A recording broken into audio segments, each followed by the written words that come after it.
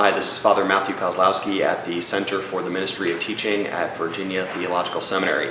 Today making a video for Building Faith and our wonderful formation audience.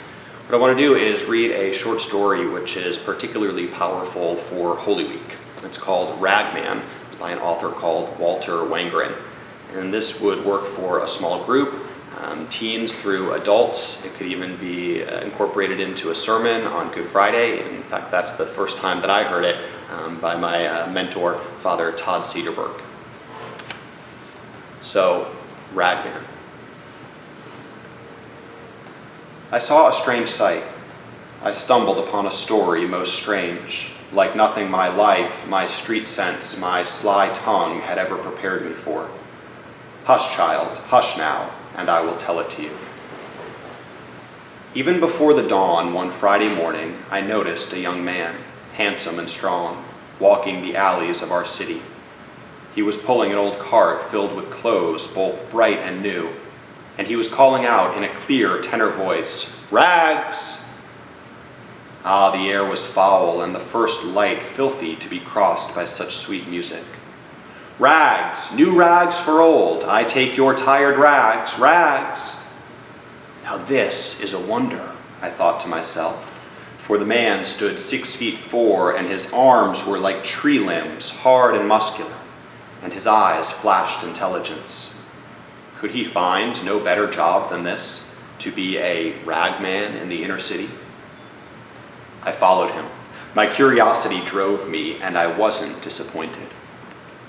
Soon the ragman saw a woman sitting on her back porch. She was sobbing into a handkerchief, sighing and shedding 1,000 tears. Her knees and elbows made a sad X. Her shoulders shook. Her heart was breaking.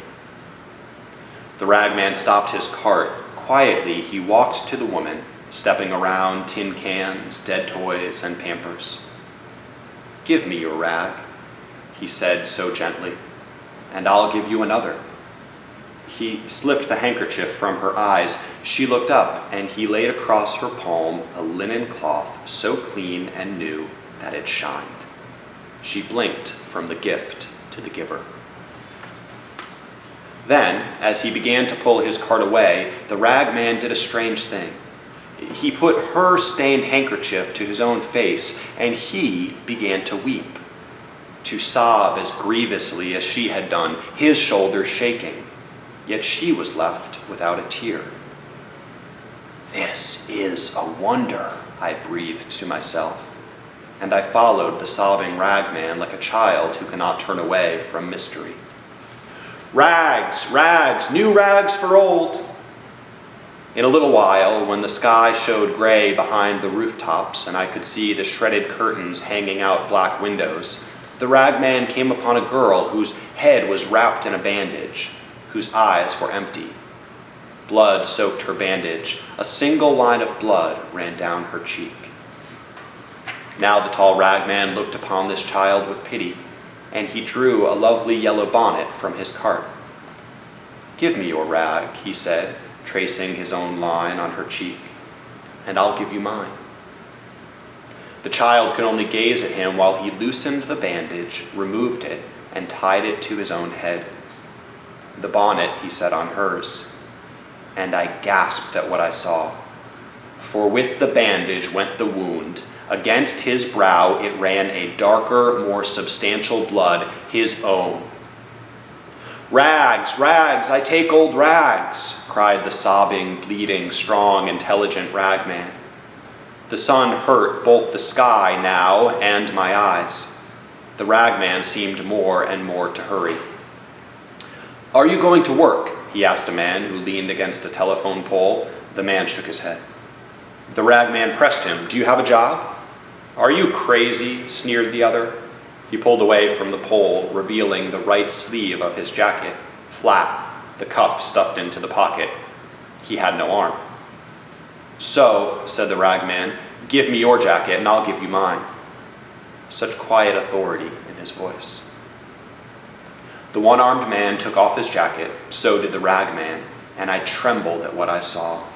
For the ragman's arm stayed in its sleeve, and when the other put it on, he had 2 good arms, thick as tree limbs, but the ragman had only 1. "Go to work," he said. After that, he found a drunk lying unconscious beneath an army blanket, an old man, hunched, wizened, and sick. He took that blanket and wrapped it round himself, but for the drunk, he left new clothes. And now I had to run to keep up with the ragman, though he was weeping uncontrollably and bleeding freely at the forehead, pulling his cart with 1 arm, stumbling for drunkenness, falling again and again, exhausted, old, and sick. Yet he went with terrible speed.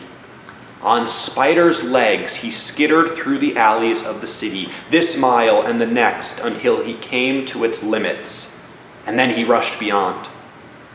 I wept to see the change in this man. I hurt to see his sorrow, and yet I needed to see where he was going in such haste, perhaps to know what drove him so. The little old ragman, he came to a landfill. He came to the garbage pits. And then I wanted to help him in what he did, but I hung back, hiding. He climbed a hill. With tormented labor, he cleared a little space on that hill. Then he sighed. He lay down. He pillowed his head on a handkerchief and a jacket. He covered his bones with an army blanket. And he died. Oh, how I cried to witness that death. I slumped in a junked car and wailed and mourned as one who has no hope, because I had come to love the ragman. Every other face had faded in the wonder of this man, and I cherished him. But he died. I sobbed myself to sleep. I did not know, how could I know, that I slept through Friday night and Saturday and its night too. But then on Sunday morning, I was wakened by a violence. Light, pure, hard, demanding light slammed against my sour face, and I blinked, and I looked, and I saw the last and first wonder of all. There was the ragman, folding the blanket most carefully, a scar on his forehead, but alive, and besides that, healthy. There was no sign of sorrow nor age, and all the rags that he had gathered shined for cleanliness. Well, then I lowered my head, and trembling for all that I had seen, I walked up to the ragman. I told him my name with shame, for I was a sorry figure next to him. Then I took off all my clothes in that place, and I said to him with dear yearning in my voice, "Dress me." He dressed me. My Lord, he put new rags on me, and I am a wonder beside him. The ragman, the Christ.